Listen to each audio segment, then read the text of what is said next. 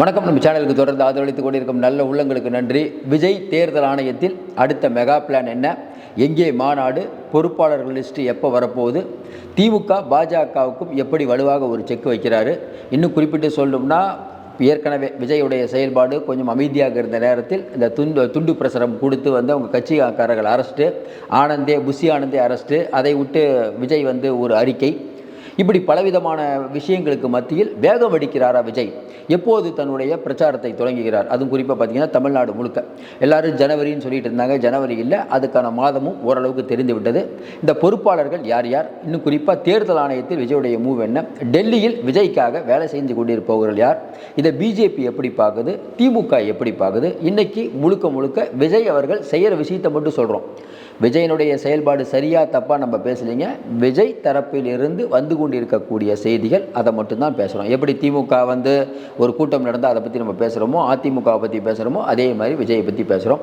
அவர் சூப்பராக வருவாரா, சொங்கி போவாரா அப்படிங்கிறது காலம்தான் முடிவு செய்ய வேண்டும். இப்போதைக்கு அவர் பொறுப்பாளர்களை நியமித்து அடுத்த கட்டத்துக்கு தயாரானால்தான் அவரை பற்றி நம்ம பேச முடியும். ஆனால் இப்போதைக்கு தமிழ்நாட்டு அரசியலில் மிகப்பெரிய ஒரு தாக்கத்தை ஏற்படுத்தியிருக்காருன்னா 100% ஏற்றிருக்காரு. ஏன்னா ஒருத்தர் வந்து 5%, ஒருத்தர் வந்து அவரெல்லாம் வேலைக்கே ஆக மாட்டார், இன்னொருத்தர் அவரெல்லாம் எலெக்ஷன்லேயே நிற்க மாட்டாருங்க. திமுக நேரடியாக இப்போ இன்றைக்கி விஜயை டார்கெட் பண்ண ஆரம்பிச்சிட்டாங்க. பேச்சாளர்கள்லாம் பேச ஆரம்பிச்சிட்டாங்க. முதல்வரை பேச ஆரம்பிச்சதை நம்ம பார்க்குறோம்.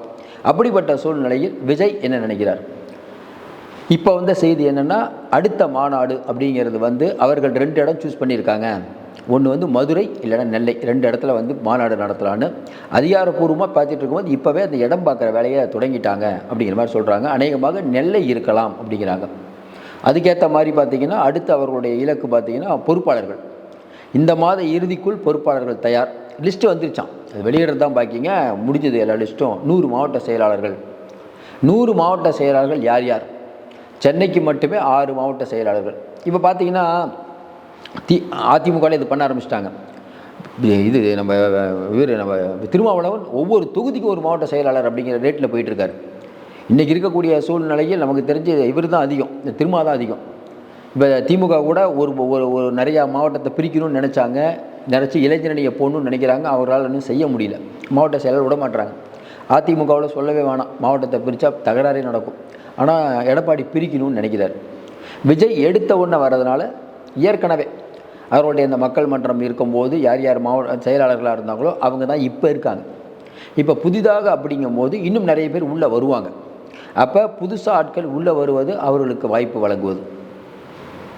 சென்னையில் 6, அதுக்கப்புறம் பார்த்திங்கன்னா நெல்லையில் 2 மாவட்ட செயலாளர், மதுரையில் 4 மாவட்ட செயலாளர், திருச்சியில் 4, திருச்சியில் 3, மதுரையில் 4, அதுக்கப்புறம் பார்த்திங்கன்னா இன்னொரு டிஸ்ட்ரிக்ட் அதில் ஒரு 4 இப்போதைக்கு வரக்கூடிய தகவல்கள். இப்படி பார்த்தீங்கன்னா தமிழகத்தை உள்ளடக்கி ஒவ்வொரு மாவட்டத்தில் எந்தெந்த மாவட்டம் பெருசாக இருக்கோ அங்கெல்லாம் அதிகமாக ஆட்களை போடுவது அப்படின்னு ஒரு முடிவு பண்ணியிருக்காங்க. அதே மாதிரி தொகுதி பொறுப்பாளர்கள் போடும்போது இதுவரைக்கும் எந்த குற்ற வழக்குகளும் இருக்கக்கூடாது. ஏற்கனவே விஜயுடைய மக்கள் மன்றத்தில் இருந்தாலும் குற்ற வழக்குகள் அவர் மேலே இருந்தால் தயவுதாட்சியமே பார்க்காதீங்க, தூக்கியிருக்கன்ட்டாங்க. அது உள்ளே வரக்கூடாது. இன்னும் குறிப்பாக சொல்லணும்னா அந்த தனி மனிதம், அதாவது நம்ம ஏரியாவில் அவருக்கு இருக்கக்கூடிய செல்வாக்கு எல்லாத்தையும் பார்த்து தான் போடுறாங்க. இது ஒரு பக்கம். 100 மாவட்ட செயலாளர்கள். தேர்தல் ஆணையத்தில் இந்த இந்த லிஸ்ட்டு, பொறுப்பாளர்கள் லிஸ்ட்டு வந்து கொடுக்கறதுக்காக விஜய் தரப்பினர் டெல்லி போயிருக்காங்க. எந்த நேரத்திலும் தேர்தல் ஆணையத்திடம் அவர்கள் கொடுக்கலாம். ஏன்னா 1 வருஷம் ஆயிடுச்சு. ஏற்கனவே 1 கோடி நெருங்கிட்டு இருக்குன்னாங்க. அதுக்கப்புறம் தகவல்கள் தெரியல 1 கோடியிலேருந்து அதிகமாக ஆச்சா இல்லையான்னு சொல்ல. ஏன்னா ஆதார்லேருந்து எல்லாம் வாங்கி பக்காவாக தான் பண்ணிகிட்டு இருக்காங்க. வரக்கூடிய தகவல் அப்படி தான், அவ்வளோ ஈஸியாக பண்ணிட முடியாதுங்க, ஓடிபி எல்லாம் வருதுங்க, கரெக்டாக பண்ணிகிட்டு இருக்காங்கங்கிறாங்க. ஒவ்வொரு ஸ்டெப்பையும் கரெக்டாக பார்த்து எடுத்து வைக்கிறாரு. ஏன்னா இப்போ ஜான் ஆரோக்கியராஜ் அப்படிங்கிற ஒருத்தர் வந்து வியூக வகுப்பாளராக இருக்காருன்னு சொல்லப்பட்டது. அது இன்னும் ஆதாரப்பூர்வமாக நிரூபிக்கலை. ஆனால் அவர் தான் பண்ணிகிட்டு இருக்கிறதா சொல்கிறாங்க. ஒரு குடும்பம் சுரண்டுது அப்படின்னு முதல்ல அவர் சொன்ன வார்த்தை. 2வது வந்து அந்த புத்தக வெளியீட்டு விழாவில் அவர் பேசியது 200 மைனஸ் ஆக்குவாங்கன்னு பேசியது. சமீபத்தில் அந்த பெண்களுக்கு எதிராக நம்ம கைப்பட எழுதின லெட்ரு, இதெல்லாம் அவர்களுடைய ஆதரவாளர்கள் மத்தியில் ஒரு உற்சாகம் தான். வெகுஜன மக்கள் அப்படிங்கிறவங்ககிட்ட அவங்க ஒரு தாக்கத்தை ஏற்படுத்தியிருக்காருன்னா விஜய் வரப்போகிறாருன்னு தெரியுமே ஒழிய அவர் எந்த அளவுக்கு திமுக எதிர்ப்பில் இன்னும் அதிகமாக இருப்பார், பிஜேபி எதிர்ப்பார் அப்படிங்கிறத மக்கள் அவ்வளோதான் எதிர்பார்க்குறாங்க. ஏதோ ஒரு நாள் ஒரு குடும்பம் சுரண்டுதுன்னு அதோடு முடியக்கூடாது. மற்ற பிரச்சனைகளில் அவர் எப்படி ஈடுபட போகிறாரு, இனிமேல் அவருடைய அரசியல் எப்படி இருக்கும். எனக்கு வரைக்கும் சினிமா கினிமான்னு சொல்லிட்டு இருந்தாங்க. அரசியல் எப்படி இருக்கும் அதை பார்த்து மக்கள் ஒரு மதிப்பீடை பண்ணுவாங்க. தமிழ்நாட்டில் திமுக அதிமுகவுக்கு எதிராக எப்பயுமே ஒரு 15லேருந்து 20% வாக்குகள் இருக்குது. அவங்க ஒரு ஆள் வரமாட்டாங்களான்னு இயங்குவாங்க. கரெக்டாக விஜயகாந்த் வரும்போது அந்த வாக்கு போச்சு. விஜயகாந்துக்கு இந்த 10% எங்கேருந்து வாங்குது? இந்த 2 கட்சியும் பிடிக்காம யாராவது ஒருத்தர் வரமாட்டாங்களான்னு நினைக்கும் போது வந்த வாக்கு தான் அவ்வளோ வாக்குகள். அதுக்கப்புறம் அவர் நிலைநிறுத்த முடியலன்னு வச்சுக்கோங்களேன். சீமானுக்கு கொடுத்த வாக்குகள் அது வேறு, அதுவும் அப்படி தான். 2 வேணான்னு நினைக்கிறாங்க, சில பேர் கொள்கையை சார்ந்து போகிறாங்க. ஆனால் என்னென்னா பார்த்தீங்கன்னா, அவர் வந்து ஒரு 4-5 கம்யூனிட்டியை வந்து தமிழ்நாடுகளே இல்லைன்ட்டார். அதனால் ஒரு 4-5 கம்யூனிட்டி அவர் ஓட்டு போட மாட்டாங்க, வீணாக ஓட்டை கெடுத்துக்கிறார் அவர். சீமானிடமிருந்தும் பாட்டாளி மக்கள் கட்சியிடமிருந்தும் அதிமுகவிடமிருந்தும் கொஞ்சம் திமுகவிடமிருந்தும் கண்டிப்பாக விஜய் கட்சி அவருக்கு போகும் வாக்குகள். அதில் மாற்றுக்கருத்து. இளைஞர்கள் வாக்கு பெரும்பாலும் போகும், அதில் உறுதி.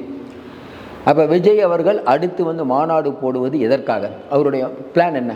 இப்போ தேர்தல் ஆணையம் ஏற்கனவே தேர்தல் ஆணையத்தில் ரிஜிஸ்டர் பண்ணியாச்சு. இப்போ பொறுப்பாளர்களை கொண்டு போய் கொடுக்கணும். பொறுப்பாளர்களை கொடுத்துட்டாங்கன்னா அடுத்தடுத்து வேகம் எடுக்க வேண்டிதான். இப்போ நம்ம கேட்டும்போது விஜயோடைய பிறந்தநாள் அன்னைக்கு பிரச்சாரத்தை ஸ்டார்ட் பண்ண போகிறாரு. தமிழகம் முழுக்க 6 மண்டலங்களாக பிரிக்க போகிறாங்க. ஒவ்வொரு மண்டலத்திலையும் அங்கே இருக்கக்கூடிய மக்களை சந்திக்க போகிறார். தொகுதியாக போக போகிறார். அதனால தான் ஜூன் மாதமே ஆரம்பிச்சிட்டாரு.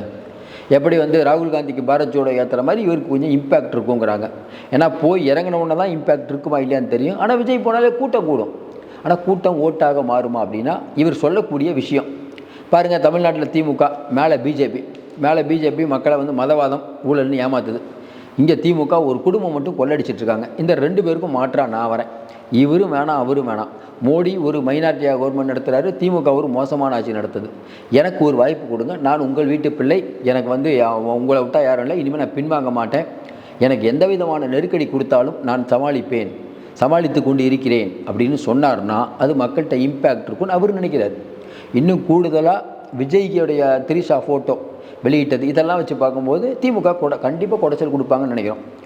குடைச்சல் கொடுக்கலனா கூட பெருசாக வளர மாட்டார். இவங்க குடைச்சல் கொடுத்தா பெருசாக வளருவார்.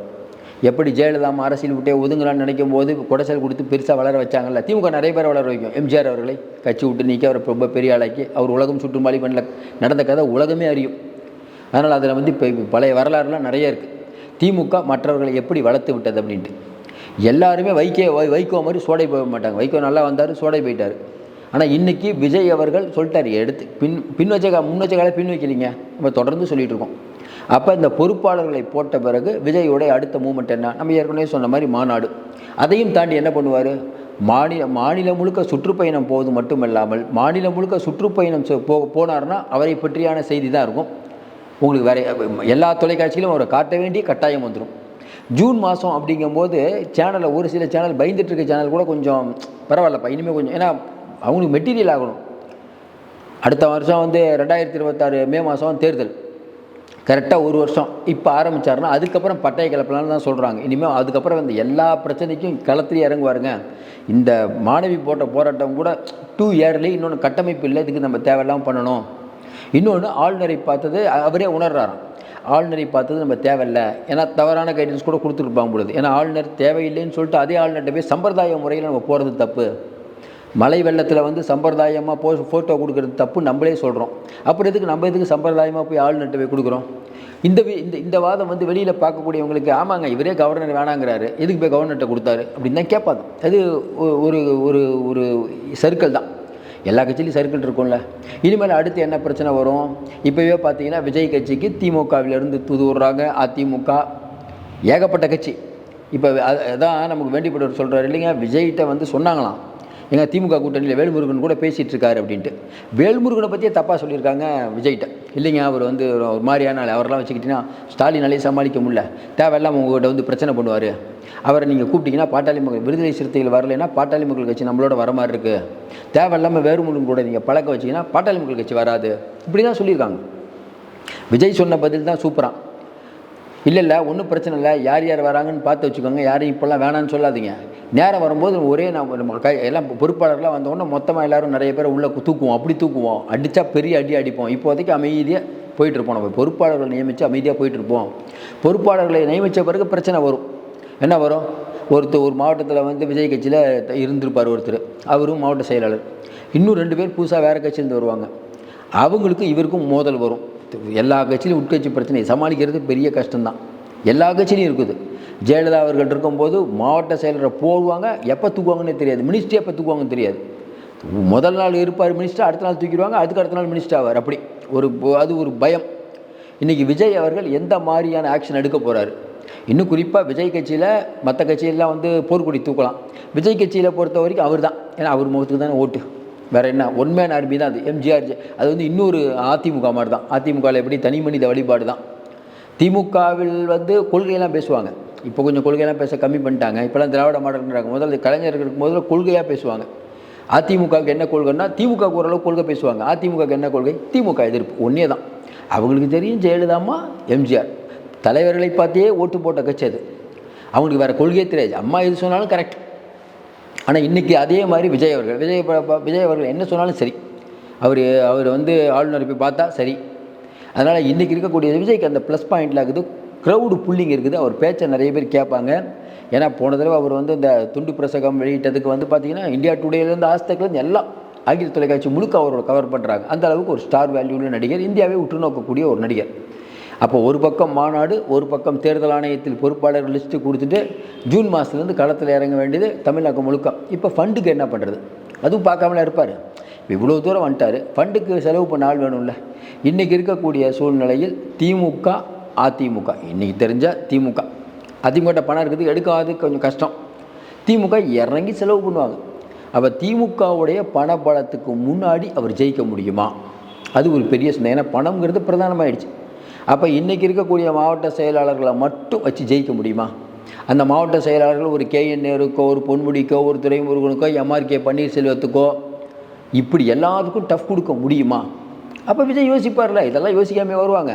ஒன்றுமே இல்லாத ஒரு ஆளை தூக்கி போட்டிங்கன்னா என்ன பண்ணுவாங்க? இப்போ நம்ம பார்க்குற வரைக்கும் நமக்கு தெரிஞ்சு ஒரு 6 பேர் இப்போ இருக்கவங்களே, ஒரு மாவட்ட செயலாளர் இவருது நம்ம இன்சார்ஜாக இருக்காங்கள்ல ஒரு தொகுதிக்கு, நல்லா பண்ணுறாங்க, நல்லா காசு செலவு பண்ணுறாங்க. அதில் இந்த வேலூரில் இருக்கவங்க நல்லா பண்ணுறாரு, தூத்துக்குடியில் இருக்க அந்த அம்மா நல்லா பண்ணுறாங்க, சேலத்தில் இருக்க ஒரு சூப்பராக பண்ணுறாரு. பேர் சொல்லியே சொல்லலாம், நல்லா இவங்கெல்லாம் நல்லா தான் பண்ணிகிட்ருக்காங்க. இன்னும் நிறைய பேரை மாற்ற வேண்டியதில் தான், அதெல்லாம் மாற்றுவாங்க பொழுது. இதையெல்லாம் முடித்து விட்டு தான் அடுத்த கட்ட நடவடிக்கை. இப்போது டெல்லியில் இவர்கள் போயிருக்கிறது ஒரு முக்கியமான செய்தியாக பார்க்கப்படுது. டெல்லியில் தாவாக்காவில் இருக்கக்கூடியவர்கள் போயிருக்காங்க, பொறுப்பாளர்கள் லிஸ்ட்டு கொடுக்க போகிறாங்க. அடுத்து வேகம் எடுக்கும் அப்படிங்கிற மாதிரி சொல்கிறாங்க. அநேகமாக பொங்கல் முடிஞ்சவொன்னு அந்த பொறுப்பாளர்கள் லிஸ்ட்டை வெளியிட்டுருவாங்க. அதுக்கு பிறகு ஆர்ப்பாட்டம் போராட்டத்தை அவங்கள வச்சு பண்ணிவிட்டு ஜூன் மாதம் நேரடியாக களத்தில் இறங்கலாம் அப்படின்னு ஒரு திட்டம். மாநாடு சிறப்பாக நடக்கும்னு நினைக்கிறோம். ஏன்னா முதல் மாநாடு அருமையாக பண்ணிட்டாங்க. அதனால் 2வது மாநாடு நெல்லையில் போட்டாங்கன்னா இன்னும் கொஞ்சம் சிறப்பாக இருக்கும். அதுதான் எதிர்பார்த்துட்ருக்காங்க. பொறுத்திருந்து பார்ப்போம். ஏன்னா இன்றைக்கி எல்லா கட்சியும் பேசும்போது அரசியலில் புதுசாக விஜயை நம்ம தவிர்க்க முடியாது. தொடர்ந்து நம்ம விஜயை பற்றி ஏன் தொடர்ந்து பேசுகிறோம்னா, திமுகவுக்கு மாற்று அதிமுக அப்படிங்கிற நிலைமை போய் அதிமுக எதிர்க்க மாட்டேது, பெருசாக எதுவும் எதிர்ப்பை கிளப்ப மாட்டுறாங்க. ஏன்னா அவருக்கு நிறைய பையன் பிஜேபி திட்டம் மாட்டுறாரு. விடியா திமுக ஆச்சுன்னு முதல்ல அது கூட பேசாமல் இருந்தார். இப்போ தான் அதை பேசுகிறாரு. இன்னும் வேகம் எடுக்க வேண்டும். ஒன்று திமுக மட்டும் திட்டினா தமிழ்நாட்டில் ஓட்டு கிடைக்காது. நீங்கள் பிஜேபிகிட்ட எப்போ போகிறீங்கன்னு மக்கள் யோசிக்கிறாங்க. எதிர்க்கட்சி அது ஊதி பெருசாகுது. உங்களோட யாரும் கூட்டணிக்கு வரமாட்டாங்க. அதாவது திமுக கூட்டணி உடையும்னு எடப்பாடி சொல்கிறாரு. திமுக கூட்டணி உடையதே இல்லையா, நாங்கள் ஜெயிப்போன்னு எப்போ சொல்லுவீங்க? அந்த மாதிரி சொல்லணும். அது எடப்பாடி சொல்ல மாட்டார். அப்போ யாராவது ஒரு ஆல்டர்னேட்டிவ் வேணாமா? சரி, விஜய் தான் என்ன சொல்கிறாருன்னு பார்ப்போம். அதனால தான் விஜய் நம்ம ஆதரிக்கிறோம். பிஜேபி அப்படிங்கிற ஒரு கட்சியோட விஜய் கண்டிப்பாக கூட்டணி போக மாட்டோம், நம்ம உறுதியாக நம்புகிறோம். ஏன்னா பிஜேபி மொத்தமே இருக்க 10 பேர், அந்த கட்சி கூட போய் ஒரு கூட்டணி போவாரா? அவர் 100 மார்க் எடுத்த திமுகவோட தான் மோதுவார். விஜய் சீமான் கூடையும் பிஜேபி கூடையும் மோதுவதற்கு அவர் எதுக்கு அரசியலுக்கு வர இத்தனை கோடியை விட்டுட்டு? அதனால் விஜய்க்கு ஒரு எதிர்காலம் இருக்குன்னு அவர்கள் ஆதரவாளர் நம்புகிறார்கள். அடுத்தடுத்த செயல்பாடுகள் தான் அதை நிரூபிக்கும். இப்போதும் திமுக தான் நம்பர் 1, அதில் மாற்று கருத்தில். விஜய் அவருடைய அடுத்த பிரச்சாரம்லாம் பண்ணும்போது அது மாறலாம் அப்படின்னு நினைக்கிறாங்க. நம்மளும் அப்படி தான் நினைக்கிறோம். திமுகவுக்கு எதிராக ஒரு கட்சி வர வேண்டும் அப்படிங்கிறது தான் நம்மளுடைய ஆசை. அது பிஜேபியாக இருக்கக்கூடாது. வேறு எந்த கட்சி தமிழ் பேசக்கூடிய எந்த கட்சி வந்தாலும் சௌரியம். மீண்டும் சந்திப்போம். நன்றி, வணக்கம்.